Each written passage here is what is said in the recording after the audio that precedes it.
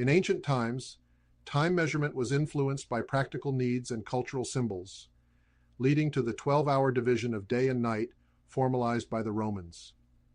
This system originated with the Egyptians, who, as early as 1500 BC, divided the night into 12 segments based on star appearances. They did the same for the day, aligning human activities with celestial phenomena.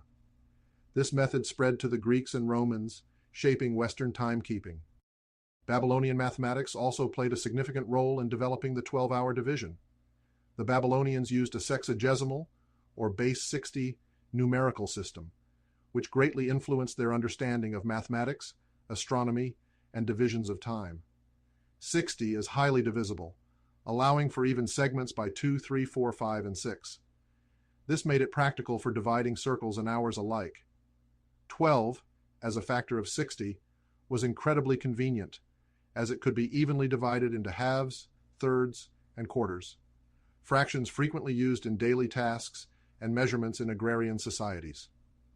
For the Romans, these divisions made calculating time more manageable without complex tools, as each daylight hour was roughly equivalent to the sun's movement across easily observed sections of the sky.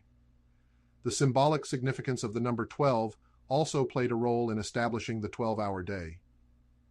Many ancient cultures considered 12 a sacred or meaningful number linked to natural and spiritual cycles. For example, the 12 lunar months in a year, 12 zodiac signs in the astrological tradition, and the 12 tribes of Israel all contributed to the sense that 12 was a fitting number for organizing time and cosmic order. This symbolic resonance added a layer of cultural acceptance to a practical and aesthetically harmonious system. Romans, who highly valued structure and order, would have found 12 a natural fit for organizing the hours of the day and night. The Romans themselves were practical in their adoption of the 12-hour system. By the 3rd century BC, after acquiring their first sundial from Sicily, the Romans began experimenting with more formal time division. Sundials became popular in Rome, marking the hours as the sun's shadow moved across 12 segments. This method allowed for a structured day without overwhelming complexity and made it easy to reference specific times. However, sundials had limitations, especially on cloudy days or at night. To solve this, the Romans began using water clocks, or clepsydra, which could mark out hours by the steady flow of water, independent of sunlight.